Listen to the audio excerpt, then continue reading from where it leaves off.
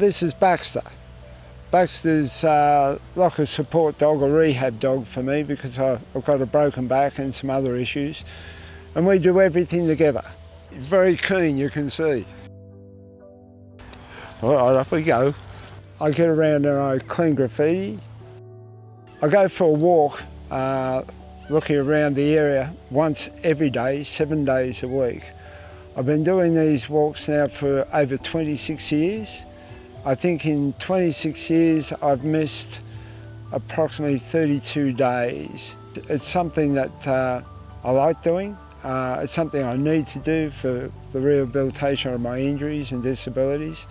And that's why I became a volunteer, because I thought I could offer to do something else while I was doing this rehabilitation for myself.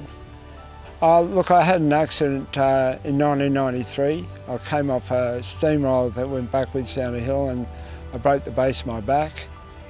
So injured discs, vertebra, dystonic tremors that eventuated over a period of time. Then on top of that, I developed a frostbite sort of problem with my hands called secondary Raynaud's.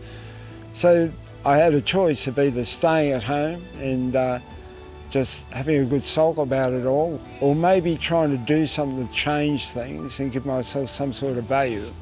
So I started going for my rehab walks around locally, and one day I noticed graffiti, and graffiti was everywhere. And that's how I started. I just one day bought some paint and a brush and put my harness on and my braces, got down my hands and knees and started painting over graffiti. And I contacted Marion Council and I said, well, I'd like to clean up graffiti around my area. And they made a couple of these tops for me, and when I went on my rehab walks, if I spotted any graffiti, I'd clean it up.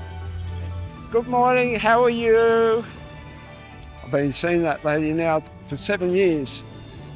Some people say good day or hello because there we go. I get that quite often. A bit embarrassed now. It was sort of on cue, wasn't it? Yeah, it was. I've made a lot of friends, and it gives you a lot of satisfaction too to know that people are enjoying an area like this, and I've made a personal contribution to that enjoyment. So it gives me that self-worth that I've been trying to get for so long. And I don't feel old, I feel useful. That's something that's very important for someone my age.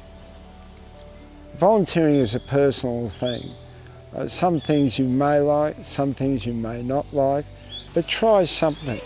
Give it a shot, because at the end of the day, whatever you volunteer to do, I'm sure there's something in there that can actually change your life.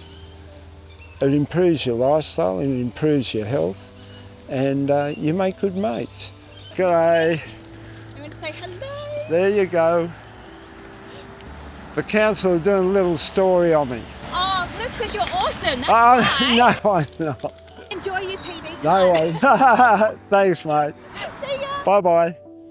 Every day I go out doing this, I, at some stage, pass school kids. And all the kids are very alert to what I do and who I am. Oh, they love Baxter. And if you make an acquaintance with kids and you respect who they are, they don't forget. In fact, I had one fellow pull up, he was in his early 30s, and he said to me, "Hi Alex, how are you?" And I said, "Not bad," and I didn't know who he was. He said, "You don't know me, do you?" And I said, "No." He said, "Well, I was that young fellow who asked you one day after talking to you if I could look at your goldfish in your lounge room." And he said, "We got to talking." And he said, "You know, you impressed upon me values I didn't realise I had. You've made a bit of an impression on me, that's why I've never forgotten you." I like the people around here. I just like to clean things up a bit and keep the graffiti down and look after people, you know. I like the animals too. I've found some injured baby birds and rescued some others. In one of the other parks, I found a young girl sleeping rough, and I spoke to her for a while, and she had been contemplating suicide.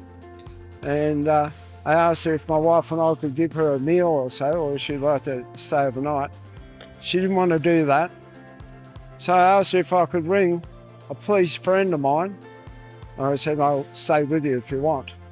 Well, she finally agreed, and the police came and had a word, and they thanked me for it. And they managed to get her the assistance she needed. And I understand she went on to bigger and better things.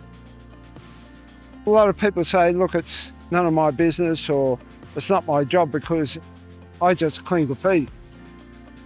But for me, I think anything I see, I have a responsibility to do something about. And especially when I've got the time and other people haven't.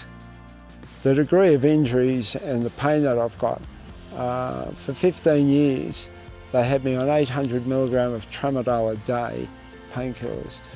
But as things have improved for me socially, and volunteering being one of those major things, I've cut that medication down to 200 milligram a day, and they feel I could be crazy enough to get it to nothing, because they said the amount of pain that I've got from the damage I've got, they reckon I should be pulling my hair out every day. So it's a frame of mind, a positivity, and learning to like yourself again. Because when you become disabled, you're not like everybody else, but you've got to learn to understand that there's something that's likeable about yourself. And it's very hard to pick up sometimes. Volunteering helps me with that. Makes a difference. I just love this pond now. I reported to council a few years ago. Yeah. The water would drain out at summertime, and all the ducks would disappear, and they repaired it. And look at it now. Every spring when I come down here, I look up into the tree here, and there's a Murray magpie nest up there. I see when they have their eggs, I see the babies when they're hatched, and I get to see when they come out of the nest for the first time. So it's just a reward for what I do. That's the way I see it. I've got a burning pride inside of me that will never change about being Australian.